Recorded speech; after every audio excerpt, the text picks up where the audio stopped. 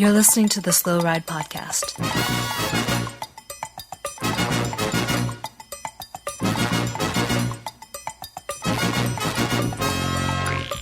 Bikes, advice, and rumors straight from the source. TheSlowRidePodcast.com and on Twitter at TheSlowRidePod.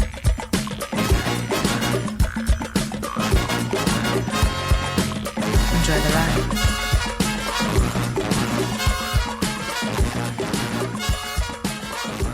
Hello and welcome to the 251st episode of the Slow Ride Podcast, and welcome to our trophy room. This is Tim in Orlando, Florida. This is Spencer in Boston, Massachusetts. Tim, I am blinded by the reflections of the sunlight off of all these trophies. What is going on? Well, I decided to take everybody on a ride to my trophy room. We have a jam-packed episode tonight. I didn't know this is where we were going to end up. I was just following you. Yeah. Well, a lot of people were doing that. And we have, before we continue this bit, we do want to just say that post-Preem Lap, we're going to have a check-in with Bill Schieken of Cyclocross Radio for the mountain bike heat check after two great weekends of UCI cross-country racing. But Spencer. Yeah. A few weeks ago, we sat here on this podcast talking about Richard Carapaz as the true team leader of Movistar. And boy, did we get it right. He is looking good. I love every single thing about this. As much as Mikel Landa is wearing the number one for Movistar, he is not number one. No, number one in his heart, but not number one on the road. It is true. And Tim, I appreciate you saying that we've been talking up Carapaz and that we were right, because I don't know that I was completely on board with that before the Giro started, but you have been touting this for a while. I'm going to give you all the credit you deserve. This has been a major... I mean, I've been queuing up the gloating of this for a while. He was looking pretty... he was kind of just floating around there. Landa was kind of doing his thing. But you're like, man, Carapaz is actually looking pretty good right now. And then he goes on the attack, stage 14, puts solid time in, has a 7-second lead on Roglic into today's stage 15. And then today he absolutely crushed it with Roglic saying hello to a guardrail in probably one of the scarier crashes. Thank goodness I didn't see it actually happen, but he was wrapped around that post when he came around, and he did finish, but Carapaz now has about a 47-second lead. So that descent was, it was a classic Italian descent, right? Like this was straight out of the playbook, the Poggio's playbook. Well, not just that. I mean, the Shark of Messina Nibali just putting those gaps in. It was a thing of beauty. I was waiting for him to go to the front on the descent. Oh yeah. Okay. He didn't go immediately, and I was like, maybe he's a little tired. And then right to the front he went. And I was like, yes, this makes sense. Great times indeed. So Spencer, the Giro is here. Roglic, former ski jumper. Will he be wearing the pink jersey when they get to Verona? I believe they end in Verona. Absolutely not. I have said this the last couple weeks on this show, and I will say it again today. There is absolutely no way a ski jumper is going to win this bike race. So I think that he will still win. I think when it gets to the time trial, Movistar, not exactly the big time trial team. No, they're not. I mean, they're not Euskaltel Scotty bad, but they're not Primoz Roglic good. But there will be some fireworks on stage 16 on Tuesday after the rest day. And overall, I would give the Giro so far a C+. C+. And that is just because they now, is that the average between the first week being an F and the second week being an A? No, I would say the first week was a D. Okay. And then the second week is maybe a B. There's no average. It's just, I just feel like a C+ because of the fact that it's basically the Tour de France in May, right? There's not, right. Give me the Giro. Give me the real Giro. give me the battle for the pink. And it's only been the last like 2 days. And then when Carapaz won stage 4 that I was like, all right, things are kind of cool. Yeah, no, it has turned up the heat. It was easy to forget about the Giro for that first handful of stages. I mean, it's the first Grand Tour of the year, so you're excited. And then they do like, I don't know, 10, 12, 100 flat days straight in a row. And it was, I'm not going to lie, it was a slog. Like I tuned over to the Tour of California looking for some respite. And boy, howdy, that race was also pretty boring this year, unfortunately. Just bookmark that thought real quick. Yeah. Because let me give you the one other reason why this isn't a straight C, that there's a plus here to C plus. Little man from Russia named Ildner Zakharin. Uh-huh. Do you remember him? I seem to remember him. It sounds familiar. Little guy was just jumping for joy when Zakharin takes the stage win. That was awesome. And then he just disappeared like the ghost that we know he is. Yeah. Like you're like, ooh, does he have a chance for something in the GC? No. It was glorious. Full Schleck all the way. I loved it. Yeah. It was a throwback to a couple years ago, Giros of 2015. It was good to see. But man, okay. I back to your original question here about Roglic and Verona. You're wrong. Like, there's no way. There's no way. Let me just 500 points on the Slow Ride podcast roller derby account on this. So. Yeah, this is unfortunate. But I'm going to put it this way. Yellow Lotto is lucky that the team came through and won the Hammer Series today, because they needed to salvage May. They're not going to get anything else out of May. Oh, I disagree. Now, I know that they won Hammer Series today. I knew that you were going to be excited about that. But Spencer, let's be honest here for a second. Were you at all surprised that a Yellow Lotto member crashed on the descent? Little snowman action? No. Roglic into the barrier man? I mean... Oh, yeah. No, I mean, I knew he was going to be pushing the limits too. When you're in that GC battle in Italy with Nibali, bad things are probably going to happen to you because you're going to be forced beyond your limit. And, I just think, this was the first big test, really, to his GC standing. Wow. And I'm not going to give him I won't give him a failing grade, Roglic, but I'm not going to give him a very positive grade. If he's pass fail, it's a pass right now, just because his hair looks pretty awesome underneath that helmet. Yeah. I wasn't expecting someone to look so awesome. He's kind of got a little bit of stubble. I'm liking the Roglic look. Okay, Spencer, you mentioned it earlier. Tour of California, or the tour of TJ Van Garderen's rule breaking. Were we at all? Were we at all surprised by this? No, I mean, this is grandfathered in. TJ just really, I wouldn't even call it rule breaking so much as taking advantage of what we know as the Levi Leipheimer rule at the Tour of California. So this is nothing new. I do believe you were so excited about the Tour of California. You guys convinced me, you and Abby on this show were like, Tim, you need to watch it. And I was like, I'm here for Tom Schoons.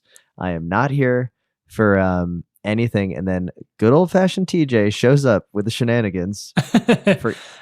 Sadly, I will say this. I felt horrible for him when there was the crash because of the moto brake style.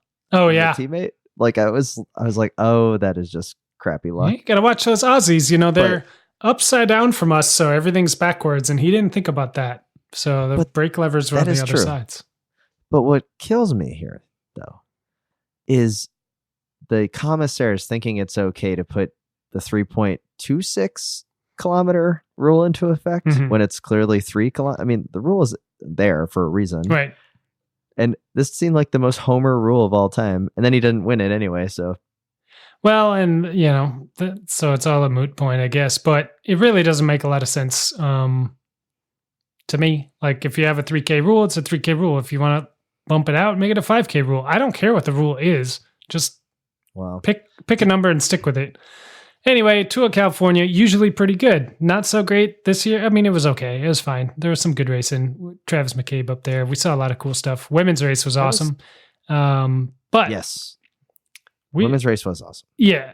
I mean, we're beyond that now. We've gotten to the biggest race in May right now. Yeah, let's get to it. The Hammer Series, obviously incredible. They were in Norway, right? They were in Norway, yeah. Okay. I didn't get to watch much of it because on Friday, the Hammer Climb, which is, Carlos Betancourt's like back pocket. Bread and butter. Yeah. And he loves it, bread and butter.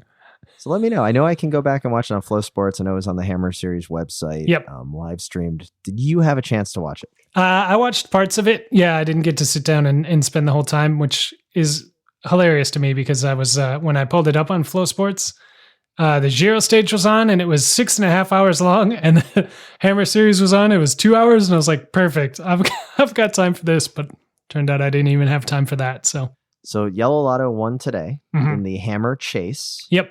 So yeah, the Hammer Chase is the team time trial culmination of the event of the third day. They send each team off in spaced out intervals depending on where they are in the standings. Like the first team was 28 seconds back, and then the next one's another 15 seconds back, and staggered. It depends on, it's not everybody every 10 seconds or 15 or whatever, which is awesome. And it just puts everybody out on the course, and then it's a drag race to the finish line, which is a spectacular way to end a race. If you're going to, this is a time trial that everybody should watch. And that is an opinion you don't get very often here on the Slow Ride podcast, because time trials are pretty boring. Let's face it. They're miserably boring. I mean, but I will say this.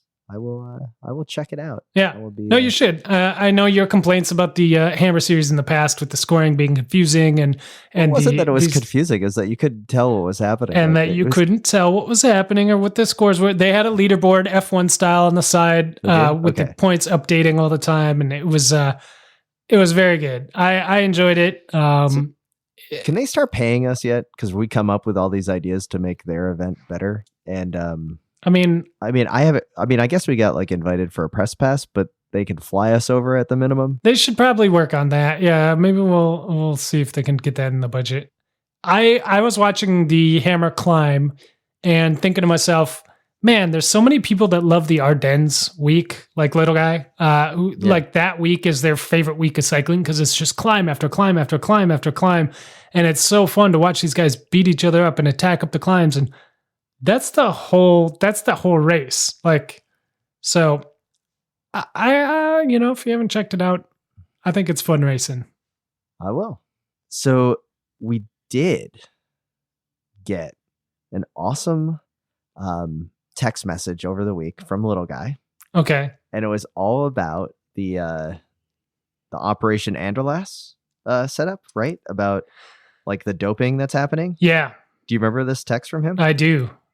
It was pretty awesome because he was so excited because I believe his exact words were along the way of, we haven't seen something like this since 2008. He was so excited. He's like, this is what we live for, basically. There's a lot of exclamation points in that text message. So this thing is incredible because it's the leader of Team Bahrain, who is the personal coach for the Emir of Bahrain, or the Prince of Bahrain. Yeah. Sorry. Yep.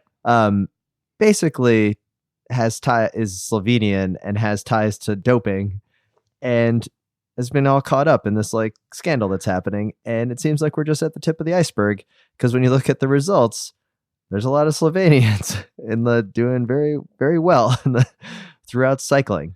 We don't know what's happening. And obviously it sucks for the clean riders to be caught up in this, but this seems like a little Operation Puerto going on, which got Little Guy so excited. And I'm also a little excited because we need a little bit more drama in our life. Yeah, it had been a while since we had a major bust, seems like it's every 10 years or so. We had the 1998 with Festina. We had the Puerto, and then now we've got this one about a decade later. So, we were ripe.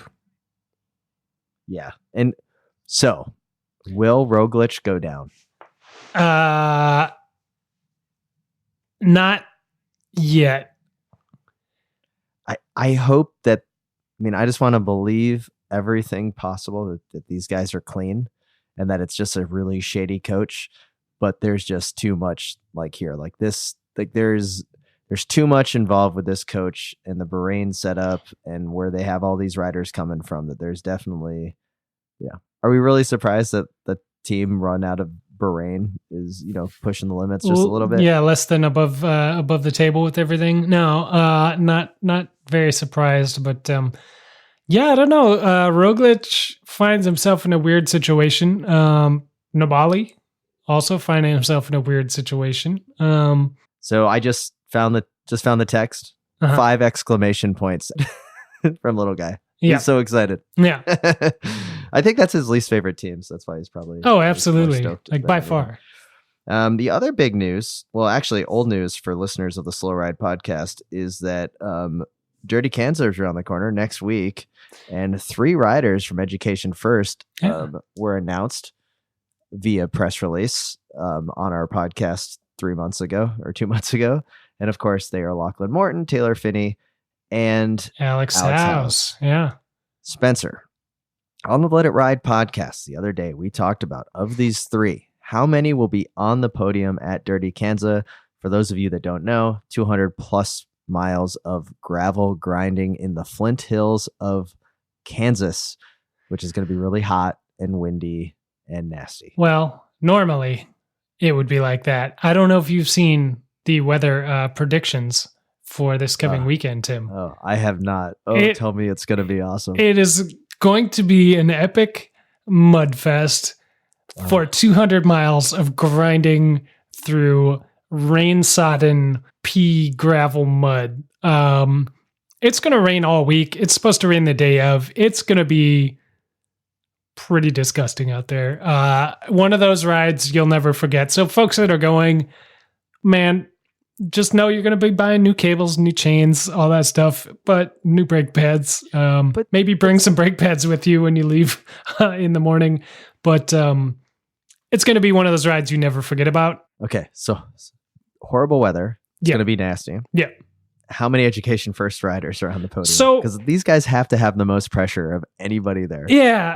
I actually wouldn't want this kind of pressure. No, neither would I. So when we broke this news, now Education First just made this announcement via press release earlier this week about their 3 riders. We, of course, announced it back in March on this podcast. And people just wrote it off as a rumor. Right. When we announced it back in March, we said, well, they've got to do the sweep, right? They've got to get all 3 top steps on the podium. Last week, we kind of tempered that back on the Let It Ride podcast, saying, there's probably, a Ted King or somebody who's going to sneak in and at least work one of them over. And so probably 2 will be on the podium. I'm going with 2. I think, we were in agreement on 2. With the weather, though. We were. Does this weather change anything for you, Tim? Do you think these guys, these World Tour roadie soft boys, are ready for the harsh realities of Kansas gravel in the mud? I don't know if they're ready, but I'm sure the cinematographer of the guaranteed video that's going to be filmed of them doing this is totally ready for it. And the shots of them crawling into the team car are just going to be that much more epic, I think, with a nice sepia tone to it.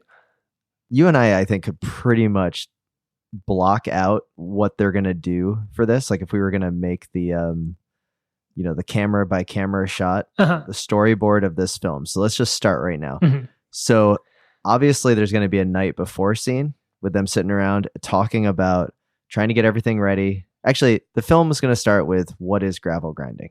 Oh yeah, it's going to be an epic pan up shot of the close up of the pebbles, and then up to the skyline in Kansas, like a nice rolling hill, some green on the sides, beautiful blue sky day. We're gonna see the 3 of them walking, just down the gravel, kind of kicking some stones. Mm-hmm. Lachlan Morton's gonna have an unbuttoned short sleeve shirt on, just kind of like a Hawaiian print, I think. Hawaiian print. And then probably the mustache is just waxed just so curling up. For sure. Yeah. And Finney's going to be just espousing poetry, like his own, just ready to go. Alex Howes is come on, we know Alex Howes is the favorite to win this thing. So anyway, so here they are, pan up shot Then it's the night before. They're a little nervous.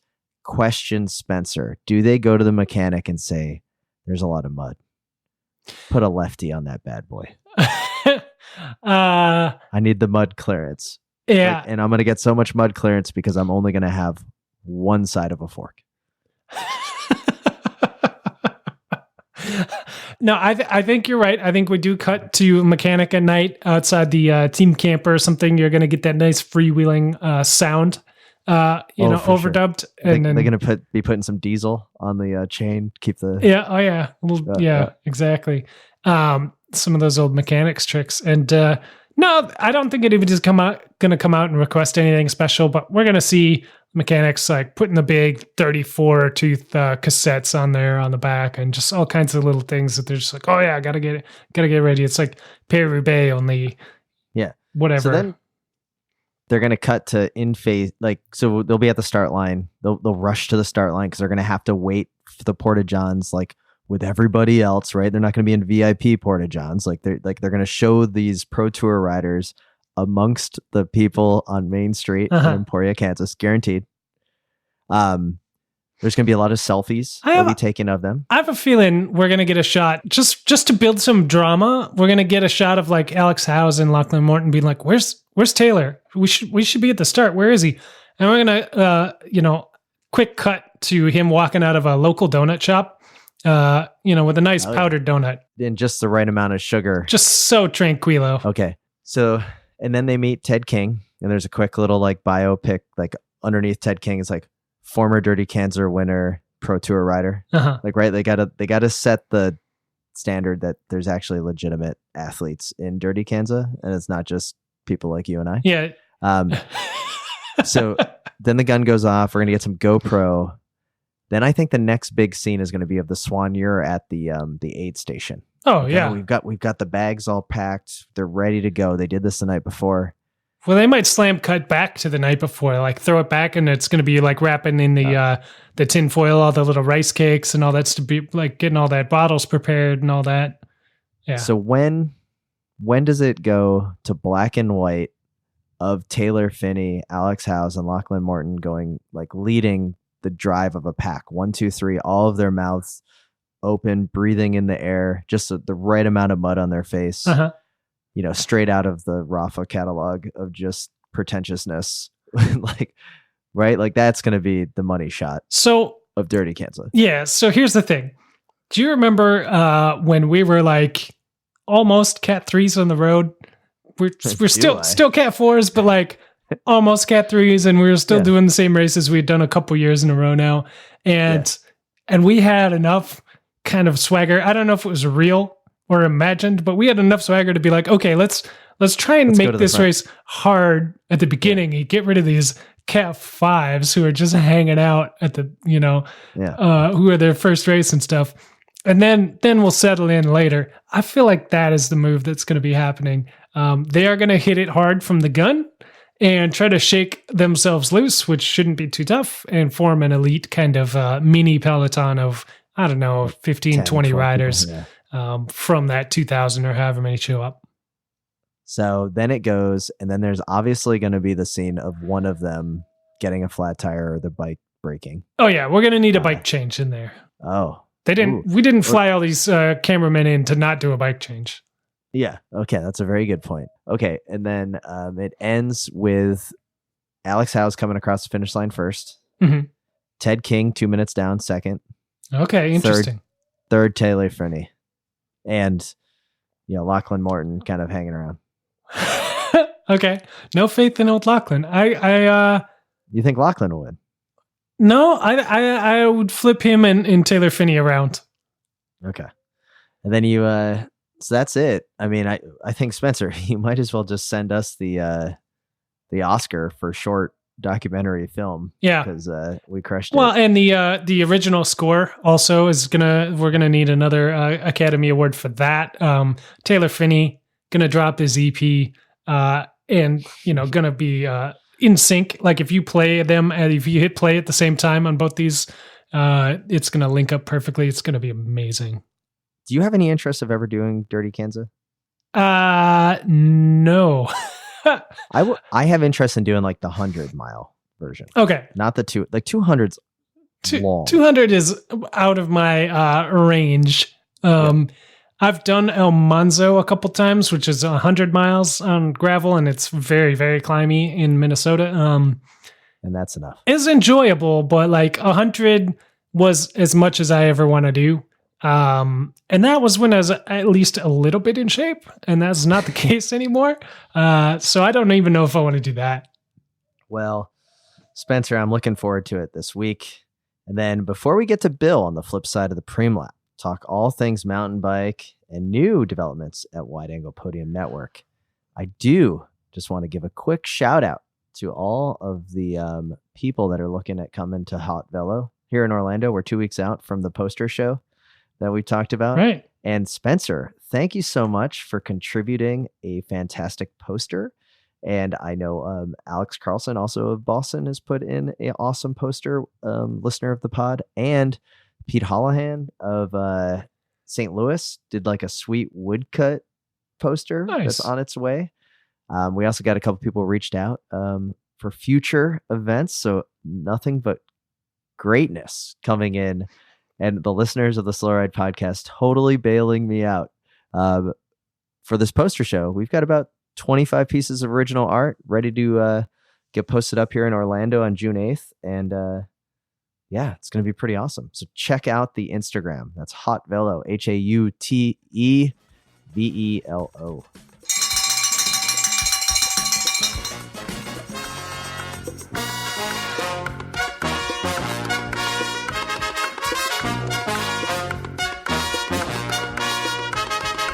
I'm Joe Dombrowski from Cannondale Drop Pack, and you are listening to the Slow Ride Podcast.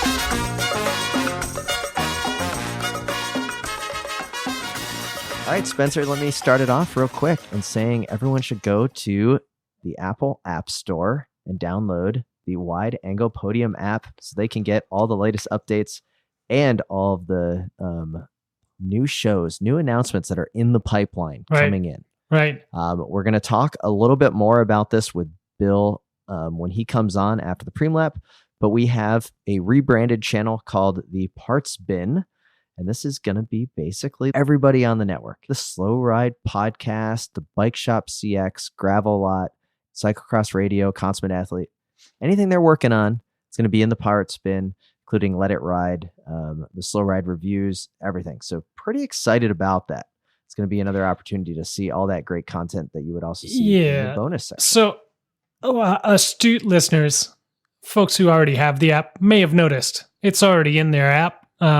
Right now, what's in there is just the Slow Ride reviews episodes that we've put out in the past. But going forward, we're going to have those. We're going to have other. This is where our super fans need to be. This is where, like, if you're a fan of cycling, you need to be. If you need a deeper cut than what you're getting now, we're going to try new stuff in there as well. It's going to be experimental stuff. It's going to be new stuff. It's going to be trial run stuff. It's going to be one-off stuff. It's going to be all kinds of mashups, like we could have, hosts from different shows coming together to do things. And that's what, as well as the podcast Green Room, which we're going to start. That's what I'm most excited about is the podcast Green Room of the Wide Angle Podium Network. Basically just getting together, I can just pick up the phone and call up, Scott over at Bike Shop CX, and he can maybe walk me through how to repair my campy derailleur that, over the phone, it would make for some great. It's a thrill a minute. No, that's a nice idea, but this would be more like a roundtable discussion from whoever happens to show up that week. So all kinds of stuff going to be happening there in the Parts Bin. Get yourself subscribed. You can just search the Parts Bin on your podcast apps or find it in the Wide Angle Podium app. And you can also head on over to Grimpeur Brothers and find the Wide Angle Podium coffees. Of course, we're talking about Full Schleck and Hello Cyclocross Friends Espresso Blend. Mm-hmm. Just head on over to wideanglepodium.com/coffee to find out more. We're super excited for their continued support of the network. So thanks to Grimpeur Brothers for that. Yeah. We are also, of course, brought to you by Health IQ. They're a life insurance company that celebrates the health conscious, including cyclists. You can check them out at healthiq.com/WAP.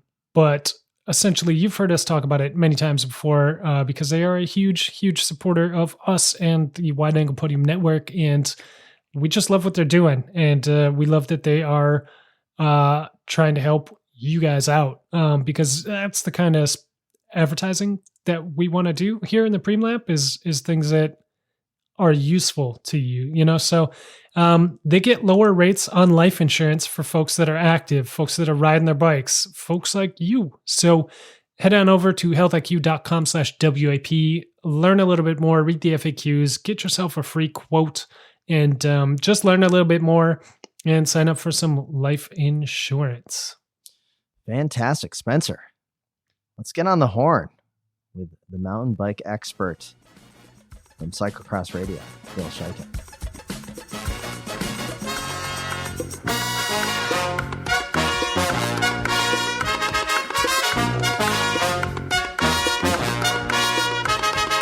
My name is Matthew Vanderpool, and I don't listen to the Slow Ride podcast.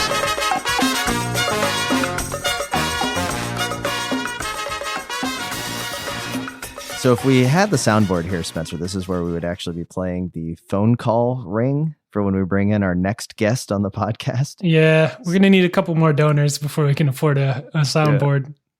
All right. Well, hey, Bill, no more need to pretend, but you're on the air right now. We're excited to have you on the pod. Wow. On the Slow Ride podcast, huh? Is this your first time? No. Exactly. But point it's always exciting to be back. Now, this last week, we didn't have a show. You were going to come on and try to fill my shoes. Not even try. It was just going to be just kind of treading water. Mm-hmm. So, but unfortunately, you were out at the Epic Rides event this past week, and then your plane got canceled. So yeah, so they have 3 flights out of Grand Junction, and it wasn't even weather. Like there was this huge storm in Denver, but they had to work on one of those flights, and evidently that pretty much just closed down the airport. And then everybody got in there 10 minutes before I did and booked up those 2 flights before me. So then I was there for another 24 hours, which was awesome. Got to go see Arches National Park, which I've never been to. Got to Canyonlands. We got up at like 3 a.m. and went and saw the sunrise. It was a good day. Nice. Well, that's good. Now, I know the sacrifice on that was the slow ride took the hit for that, but I appreciate it. So thank you. I had a nice little vacation day instead. Well, that's fantastic. Now, the actual racing itself, was it as awesome as the Whiskey 40 or the Whiskey Off-Road? Completely different races as far as the setup for the backcountry races go. Prescott. Here's a good one for you, Tim, because I learned this from my YouTube page because I had the most prevalent comment I received was that I was pronouncing the name of the city in Arizona incorrect. Prescott is not Prescott, but it's Prescott. I was told like biscuit. Yeah, you could have come here any time for pronunciation advice, and we could have helped you out. Yeah, well, I just want to add that one to the lexicon. So, not really concerned about the racing or how I may have reported the racing, right, but how I pronounce the name of the town. So I'm fine with that. That's okay. Yeah. Well, I think that. Don't bury the lead here, Bill, but your YouTube channel is fantastic, and that's why we wanted to have you on, because you've been pulling up the mountain bike heat check power rankings, which I'm loving, and then also given kind of the week in bike of mountain biking. It's been fantastic to watch. Stoked that you're here. I was thinking a little bit of you because I know last year you were on the circuit and doing a lot of coverage of the UCI cross country races around. And I, for the first time in my life, actually saw a UCI race circuit. Now it was on the downhill side, so I don't believe that you really had much to do with that last year, but I've seen my share of downhill courses though. Yeah. You have. Yeah, for sure. And I was up at Fort William in Scotland, and I took the gondola up. I went to the start house. It was awesome. So as steep as it looks on TV, were you still astonished at how much that 2 dimensions actually flattens it out? Yes. That like I could not. There were sections that I had difficulty walking down and up that they just fly through. There was a couple of rock gardens that I saw that, I mean, and they scrub a lot of speed because it's right after a turn. So it's not like they can just, jump the entire thing, that they're actually having to pick a crazy line that, I mean, it was next to them. Difficult hiking of the Nevis Range, which is the tallest mountains or hills, I guess, in the United Kingdom. There's actually a ski station all the way at the top that's open. Like last year, I think they got like a month worth of skiing all the way at the top, but it was pretty cool to see. Nothing but respect to the downhillers of the world after seeing that trek. Yeah, I remember on the, I loved watching the practice days because that's when you see them just sessioning every turn and just figuring out lines. And I was, just shooting some photos there. And I just remember, I think it was Lenzerheide in Switzerland. I remember like sort of climbing up with my hands and feet and then grabbing a clump of grass with my left hand and then sort of using that to sort of swing out a little bit and then take photos with the camera in my right hand because it was so freaking steep. Yeah. So yeah, it's insane, the pitch and the speed, when you see it in person versus, I mean, it's astounding to watch on TV, and just how much more that's amped up in person is just amazing. And I asked some of the so Fort William's like a tourist town. It's kind of like you have to go through this town to get to Loch Ness, and Inverness. So everyone's kind of driving through. And I asked a couple of the folks, mainly the nice people that were working at what they call the Fishy, the Chippy, which is like the fish and chip store. Yeah, it was fantastic. I like the Fishy. Yeah, you had a 50-50 chance on that. Yeah, no, that's very true. They were they said that the UCI Mountain Bike World Cup is the busiest time in that town, and I would love to see it in person at some point. But Bill, that got me to thinking. As we were there, we had Albstadt, Germany, and then we had Nova Mesto. How do we say it? Just Mesto, no R. Mesto, just Nova Mesto. Okay, Bill. Between those two courses, which one is your favorite to actually cover and also to watch? I really like Albstadt. Always gets a bad rap. People really don't like Albstadt, and for years it was kind of bland, and they just have sort of this center section that the exciting stuff goes on. I always liked that track. I thought the wooded section was really more technical than people gave it credit for, especially in the last couple of years, because it's been super wet, and we saw that again this year, especially during the men's race, where it was just a slop fest. The guy that won this year, Flukiger, last year, I mean, basically flew off the course. Just trying to just take both log jumps in one, and which was just idiotic but awesome all at the same time. And the thing that I think that people don't like that they're doing now is they keep building features. They keep adding these wooded bridges and ramps and berms and all this thing, and I think that. Do they have a seesaw, like where you go up and then it kind of comes down? Yeah, and people. Yeah, I think that's next. But and I think the desire for more natural obstacles. But the funny thing is that is the criticism. But then everybody loves Nova Mesto, which is completely man-made. Like everything in there, every rock in there has been positioned. Every obstacle.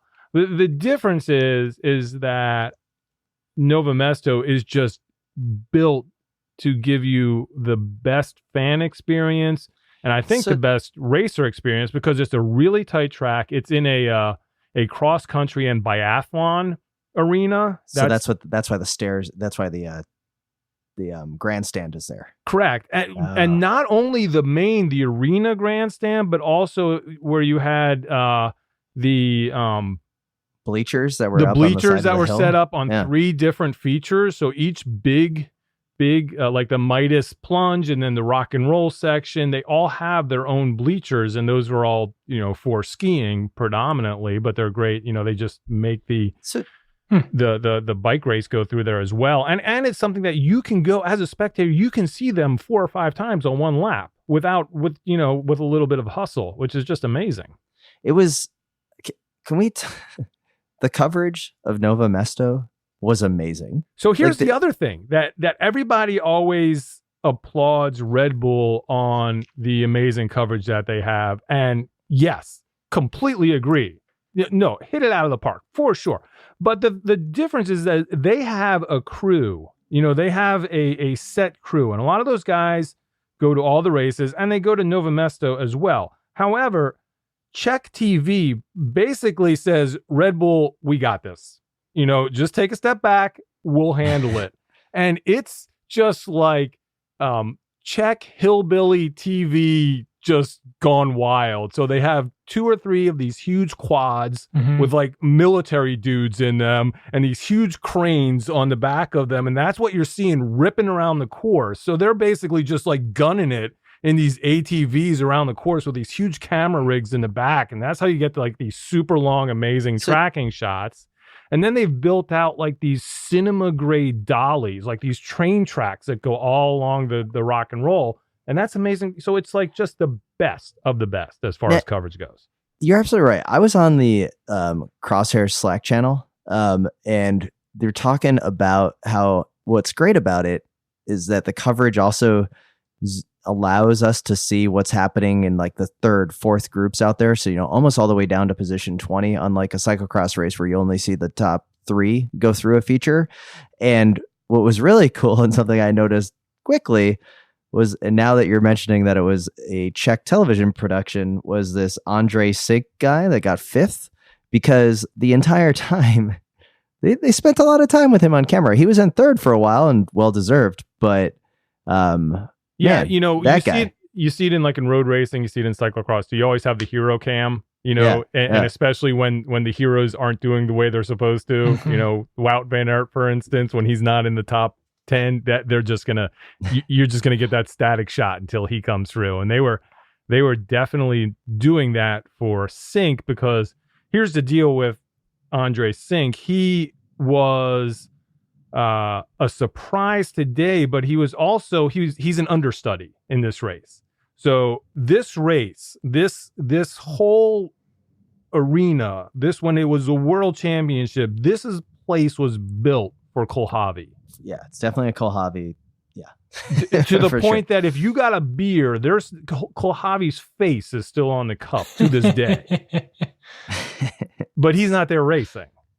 So Sink, had to fill these huge shoes. And here's something that the slow ride listenership needs to know. So Sink started out as a mountain biker. He was a mountain biker up until 2016. Then, please tell me you went ski jumping. Nope. He moved over to the Bahrain Merida team, and he raced in the Tour de France in 2017. Really? Did he finish? Heck no. No, he had I think he had like a knee issue towards the end and pulled out. But so this isn't just some underdog local guy. Like this is a guy. Yeah. Okay. Yeah. No. Then he moved back. Was on Mondraker and Primo Floor for last year, and then has moved over to the Cross team for this year. Can you think of the pressure on the Czech riders at this venue? Insane. So okay, let's. But you also saw like even in the women's race, there was a Czech woman. One who was down, she had to be like in the 40s, that they were always checking in on her. And then there was one who dropped out that they kept on showing her on the sidelines also. On the sideline, yeah. Let's get right into it. Let's start with, we were talking about the men's race. So let's just get right there. Mathieu van der Poel dominated the short track race. And we're just going to talk Nova Mesto moving forward. And then in the Olympic cross country distance, it was basically the Nino and Matthew highlight, like group ride. I mean, I guess I don't like, they were kind of throwing down on each other, but they couldn't drop each other. Like it took a couple laps, and then those two definitely. Sink was with them, and was sticking with them, just going with the crowd, and was able to hang in there for 3 or 4 laps. Same with Fluky, Matthias Flukiger was also in there, but then after a while, it just became Nino and Van der Poel, and just really. If you read, what I'm reading online, just looking at people's takes on the race, they're like, well, they were both waiting till the end. I don't think that's true. I think that the way I saw it, they were attacking each other. It's just nobody could get an inch. They were pretty even, right? And Spencer, would you, if you're Nino Schurter, do you bring Matthew Van der Poel to the line? I mean, what do you do to beat this guy? We've seen it now for years in cyclocross. If I'm Nino Schurter, I may have brought him to the line. I may have thought, my confidence would be okay, but it's not a guarantee. So, I'm sure he would prefer to drop him. Van der Poel, we saw a classic Van der Poel move. We've seen this 1,000 times in cross races. I guess before he just rode away by 10 minutes from everyone, but where he would do that attack, on lap 7 out of 9 and get a small gap and then let himself be reeled back in, only to make that exact same attack again on the last lap.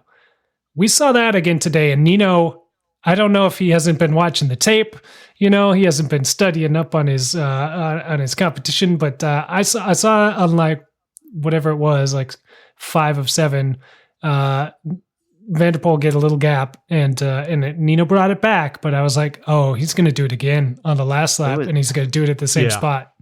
I referred to that as the heat check. Yeah, that was the classic heat check. Let's see what you got, Nino. It really was, yeah. Bill, going into the Olympic season, Nino's got to be just nervous with Van der Poel doing this, right? Come on. Just even if we take a couple steps back, let's talk about, do you want to bring Mathieu van der Poel into a sprint? I mean, you guys cover road racing. You can probably just sort of click off the names of the top sprinters in the game that he's already beaten. Yeah. And you look at Nino Schurter and you go back 1 year to this exact race, and he beat Anton Cooper, not known as a sprinter by any stretch of the imagination, an amazing cross-country mountain biker, but not a sprinter, and he beat him by a knobby. By a hair, yeah. Well, that's Anton Cooper, 16th place finisher today. Yeah. Fighting back from a little crash in there, but a horrible start, but was looking strong near the end. But here's the thing that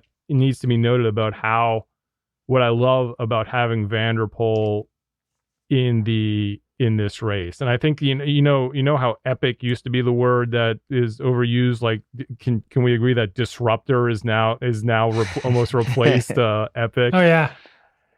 But he truly is, because here's how Nova Mesto is supposed to go. Here is how the storybook is written. When you go down the Midas plunge, that big rocky section, you go around the turn, you go underneath the spectator flyover, and then you have this little over a minute climb that has spectators on either side, 4 deep, and it's just this wall of sound. And you go back to Schurter and Kohlhavi, you go back to these classic matches on the women's side as well. That's where you're supposed to win the race. That's where you're supposed to attack.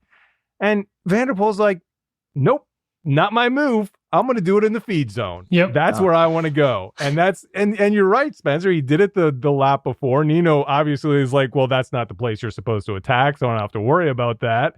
Yep. And then the next, last lap, it was like all in on that exact spot. He knew his spot. It wasn't the traditional spot, so it threw Nino completely off guard, and then it was just game over from there. It was, I mean, the gap he put in was so impressive when he did that. But well, yeah, in the feed zone in front of everybody, like it sent a message. So yeah, this is that first attack was like 80%. Like he was just making sure he could do it, and that he wasn't going over the red line, and he'd have time to recover if it went bad or whatever.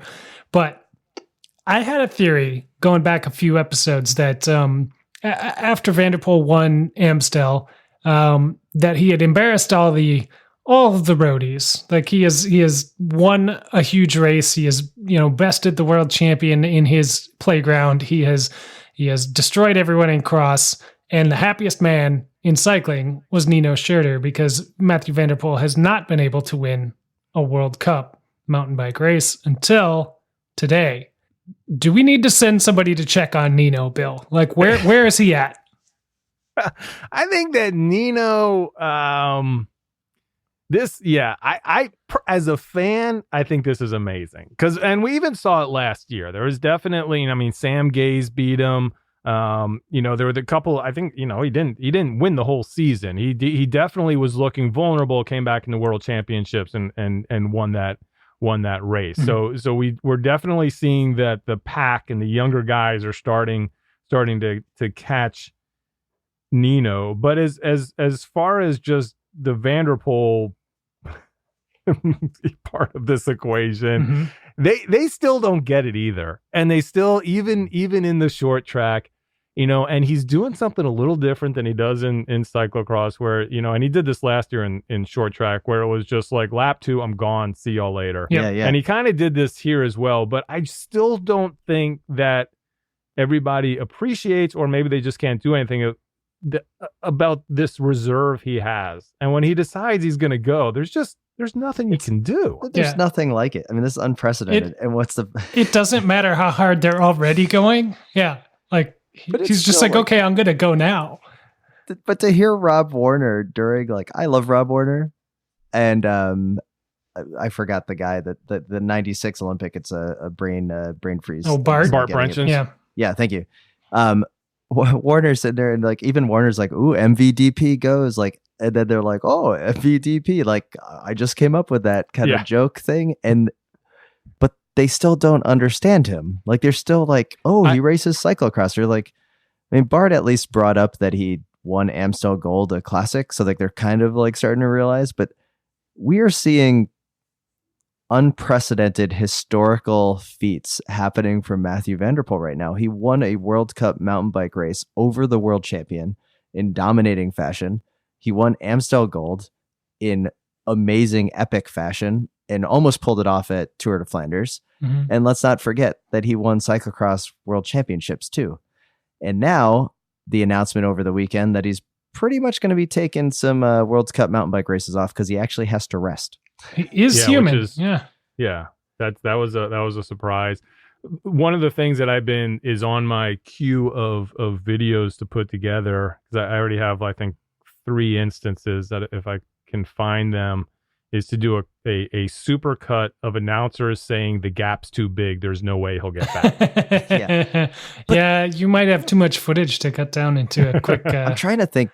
I mean, just that's good. You could also do the super cut if you could get the rights from Red Bull of just his attacks in mountain biking and how the announcers are just speechless, and you're like, do you guys not watch cyclocross? This is his thing, and he's going to put in a gap that is unstoppable. And we're witnessing history. And not only do they day. not watch cyclocross, obviously they don't watch cyclocross. Nobody watches cyclocross, Tim. It's a niche sport. But do they not watch their own Red Bull coverage from the last 2 years where he's just been doing this over and over again? But so I watched all the mountain bike races today, and we've got Bill on, and I want to take some advantage here because I've got a couple of questions. Oh, I've got a ton too. Okay. So, let me just kick one off here, and then we'll get to yours here. But one thing I've noticed watching the mountain bike World Cup races this weekend was the KMC Ecoy Orbea kit. Yeah. What is going now? I'm a roadie. We have our own problems. We've got the Futon kit that we've been trying to forget about. This KMC kit harkens back to Futon. It's totally Futon. When I saw it, I was like, ooh. What is going on? Kit. Can you explain yourself? It's awful. And I feel bad for who is it? I think it's Malene Degan, who was on Ghost last year and is now on this team, and Ghost has I'd be really, really curious to know what kind of pizza the Ghost kid is, because it's pretty sweet. It's pretty sweet. And she has to go from that to this. It's almost, remember the South American women's team, the crotchless kit? Yeah. It's almost those colors. The Ghost kit is pretty awesome. Yeah. I mean, there's some good kits in mountain biking, Tim. We might need to bookmark this discussion for another But time.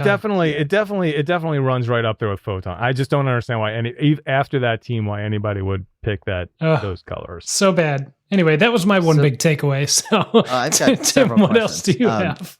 Okay, Bill. And we're going to go through some more of the results. Definitely some big results for the USA on the women's side that we'll get to. But first off, when Red Bull TV has the riders at the start line and they're doing the kind of like, oh, here's, Chloe Woodruff, who won this short track race, and she waves to the camera.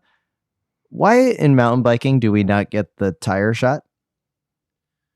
Is that not that big of a deal in mountain bike? I think that is something that you were talking before about how nobody knows what cyclocross is. And I think that is absolutely true in the coverage as well. So these are all, I think, German and Austrian guys who do most of the camera work that aren't the Czech guys for this race. Mm-hmm. And the producers and all the way through, they're not watching cyclocross, so they don't know this little nuance. That would be sweet to bring into mountain biking, but it is specifically a Belgian Sporza feature. I would love to see what tires are running, especially at Albstadt when it was super muddy, to see the treads. Okay. Nino Schurter in the short track race had a helmet card. He had a corner card ad on his helmet. Is that, has he always had that? Yes. All Swiss. Okay. I think most of the Swiss riders do. And it really is something that allows them to have the flexibility in which teams that they sign, because I think that is a huge sponsorship. So a big chunk of what they're making, I think corner card is taken care of. Okay. Spencer, do you have any? Because I've got a slew more to go through. Keep rolling if you got some. Okay. Sure.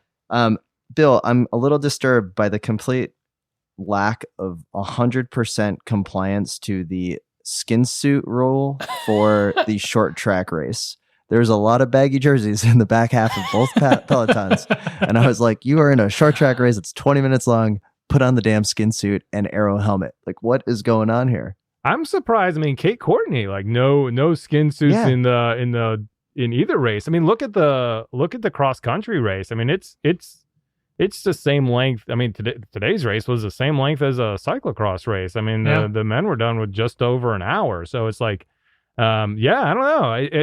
And did you see in the men's field there the guy at the back and just like the blue, almost performance looking, baggy jersey back there? He was my hero. I'm not sure who he was, but I was all in on him. Yeah, there seems to be a lot of club cut jerseys, or like, well, and you have new e-bike EMTB star Marco Fontana, who no longer is racing, who used to show up in the he had he's Italian, so he had these amazing baggy shorts that weren't really baggy, and sort of the same thing with the jersey. Like, it was almost still like form fitting yet baggy at the same time. It was like this amazing trick that he pulled off, and then a lot of times the visor on the helmet. I think he had the visor, and then Fumick also used to run the baggies a lot. So I don't want to this is our intellectual property now, so we're going to hang on to this, but it's something that I think we can sell to Rafa and EF. I mean, the bucket hats this year, come on. Next year, racing in the baggies. Dirty Kanza in the baggies. It seems like a no-brainer. More people should definitely do that.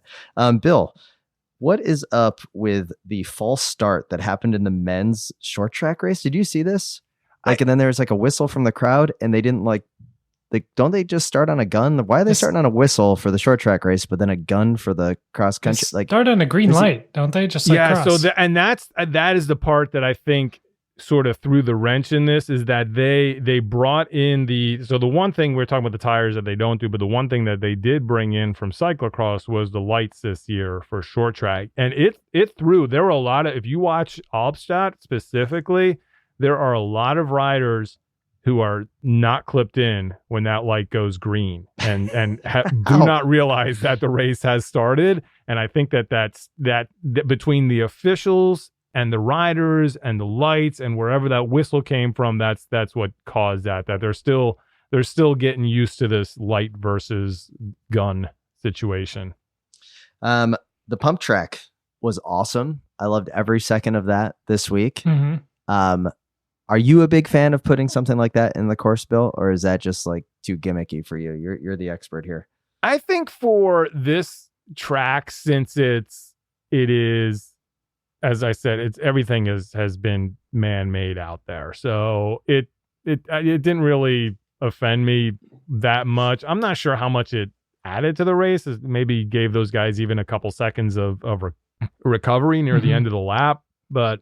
The main reason it's there is that the venue is also trying to sell itself and wants people to come and do all the cool things that they have to offer for bikes in Nova Mesto. Yeah, and that maker of the pump track, they go around and will build those pump tracks anywhere. We literally just got one. Dirty something or dirty ramps, or I forget what it is, but they built one in right near Harvard Stadium here in Boston just a few months ago, and we have a beautiful asphalt pump track that looks exactly like the one in the Nova Mesto course here in town. And I want to buy a pump track bike now.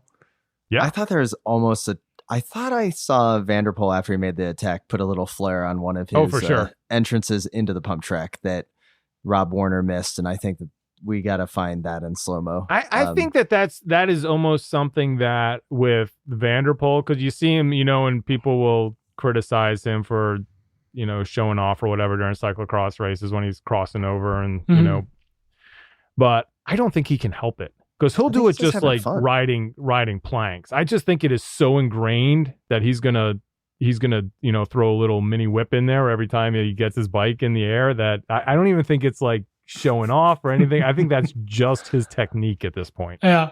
Annika Langveld didn't start at all. She crushed out at Sea Otter, did fantastic on the road in the spring. She done for the season, you think?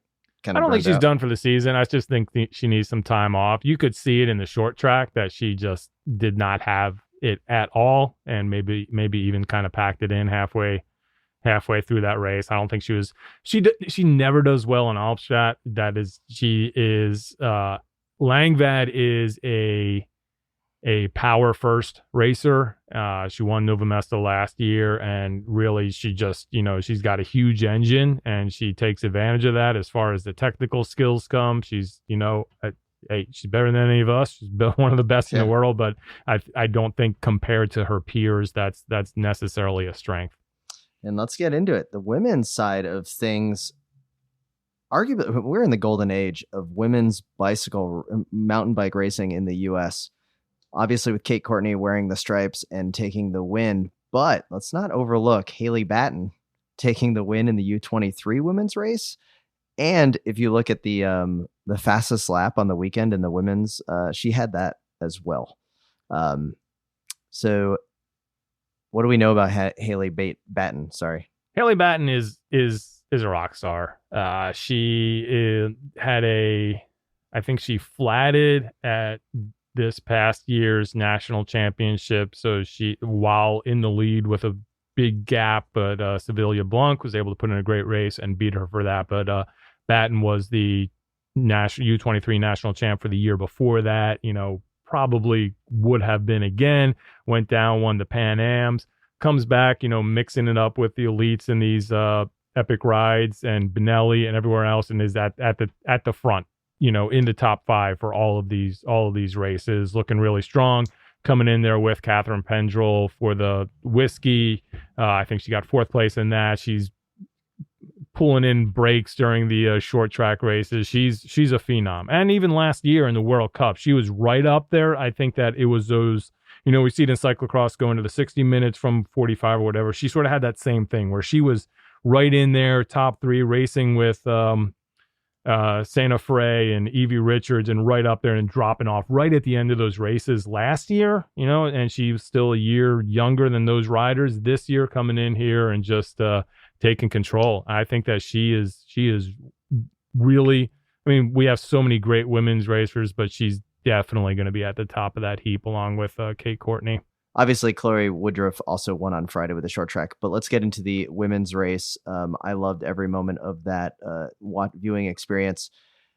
I still don't know what happened to Ann Tober, who was in the lead in the final lap and then was off camera And then when it came back, Kate Courtney was in the lead. So I don't know if Kate Courtney, like, just destroyed her. I don't know if Kate Courtney did the old pump trick. I'm confused. What do you know about what happened? Because that last lap was pretty much carnage with flat tires and other things. Yeah, it was crazy. As good as we were talking about the coverage that she just vanished was just this disappearing trick. And I was, being the true nerd, I was watching the coverage and also had the live timing up at the same time so I could just see where everything was. And all of a sudden she just vanished from the live timing at all. It just wasn't there. And here's what happened. So if you saw the race when there was one section, this Shimano expert climb, that was this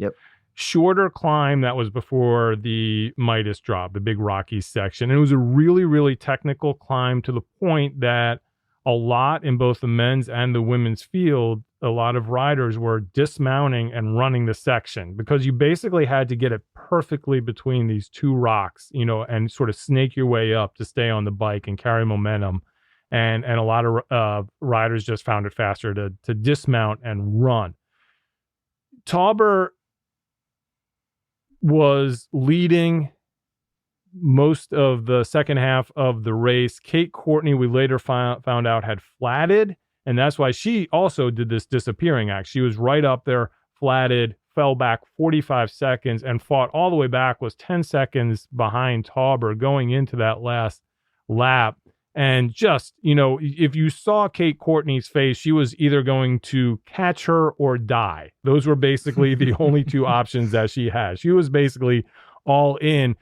Tauber, seeing those rainbow stripes, seeing the hottest, racer going right now, who has all the momentum in the world, made the decision on that Shimano expert section that she had to ride it.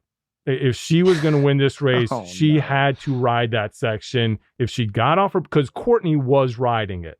So if she got off her bike, Courtney was going to be right up on her, and then it was pretty much going to be game over. So she made the decision to ride it, got it wrong, could not unclip, fell over on her drive side, chain got jammed, took her 10, 15, 20 seconds to get up, get unclipped, get the bike up, get the chain out of there. And by that time she was, already back down there in 6th, 7th, 8th position. So really, really gut wrenching for her. I mean, she, we would have loved to see that go down to the wire between Courtney, because I think it would have been right in that home stretch by the time that Courtney was able to reel her in, and we would have had a sprint in that race. So it was really sad, and we almost had the opportunity for 2 Dutch winners, which would have been unprecedented. Like Bart Brenschens was the last guy to win a World Cup in the 80s or 90s, and now you had possibly a Dutch sweep.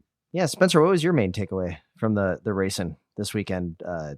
I don't know. Just that I like bike racing. Like, it's always good. Like, I don't know a whole lot about mountain bike racing compared to road or cyclocross, but like when it comes down to it, it's always just fun watching. And especially when the production's good, when the commentary is good, when you're informed as a viewer.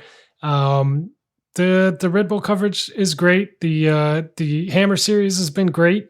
The Tour of California, as boring as it was even great. Like, we've been spoiled here in May with some fantastic racing, and I've been refilled with this positivity for bike racing, Tim. Yeah, it's been pretty awesome to see, and the best part is that it's you can get some quality footage for super free, right? And then they have all of the other super free. Like, they put the ads on there of like the extreme mountain bikers, like the first downhill guys. Like, I'm totally gonna go watch the movie called The Moment now. I don't know if you saw that on Red Bull, but Bill, final question for you before we close up. You have a heat check power rankings coming up soon, I'm sure. Now they're designed around North American. Got a curveball for you. What are your Wide Angle Podium podcast host power rankings?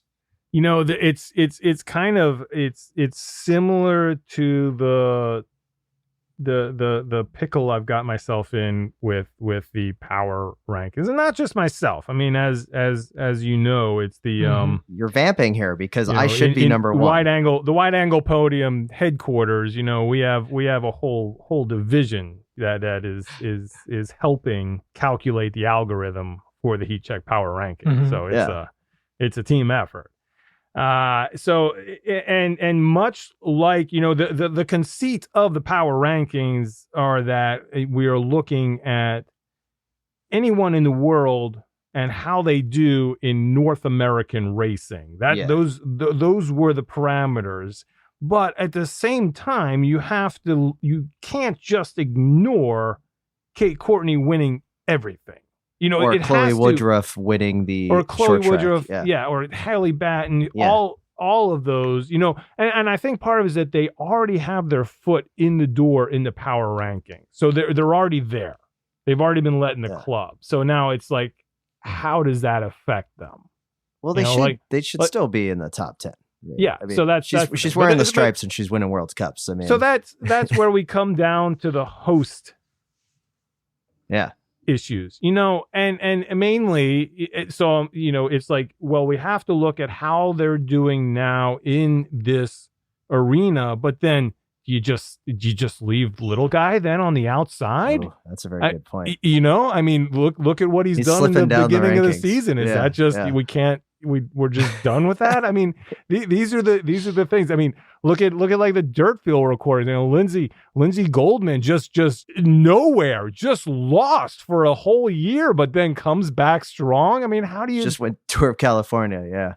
Yeah. So it's, I don't know. We're gonna have to production go of into the gravel lot. I mean, there's a lot here. Yeah, we're gonna have to go into the war room and figure out the power rankings for the. And you're also slaying it. You have a lot of projects upcoming. I mean, I'm a little nervous that my spot at the very top of the the slow ride or the Heat Check host power rankings is under attack.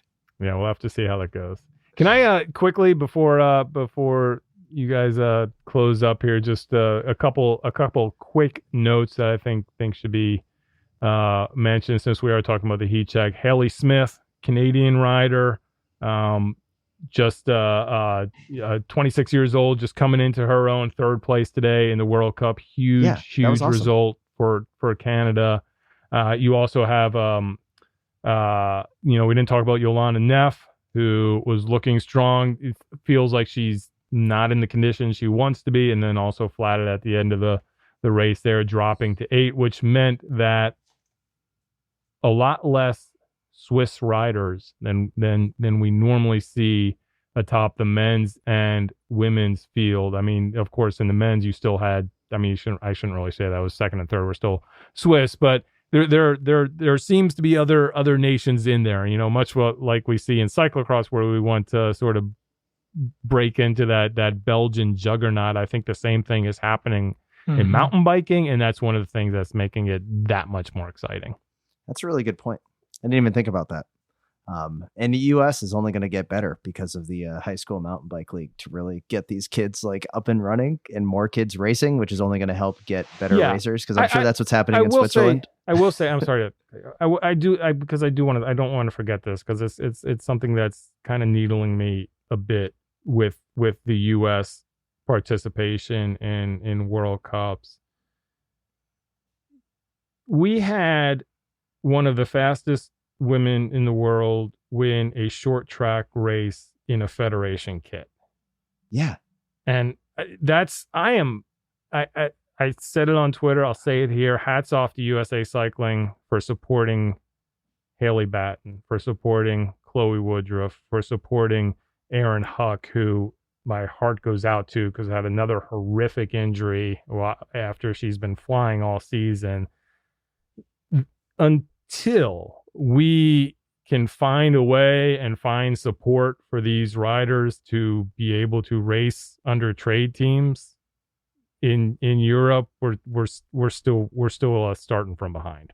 Yeah, no, I hear you, but it is still great to see that federation kit take the win, even though it's like the ugliest federation kit of all time. But so with that, Bill, it has been an absolute pleasure having you on the podcast. Thanks for stopping by. thank you so much. And it's always fun. Next time I come on, Spencer has to talk too. I'll see what I can do. Yeah, well, yeah. That's why he's below me in the power rankings. And well, with that, I'd like to thank all of the listeners and subscribers of the Wide Angle Podium Network.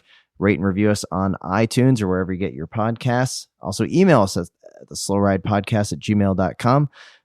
Any questions that you have, and make sure that you check out Grimpeur Brothers over at wideanglepodium.com/coffee and the great folks over at healthiq.com/WAP to find out how to save on life insurance. This is Tim in sunny Orlando, Florida. And this is Spencer in Boston, Massachusetts, reminding you to always wave at all your fellow cyclists that you see out on the road. The Slow Ride Podcast. Bikes, advice, and rumors straight from the source. TheSlowRidePodcast.com and on Twitter at TheSlowRidePod.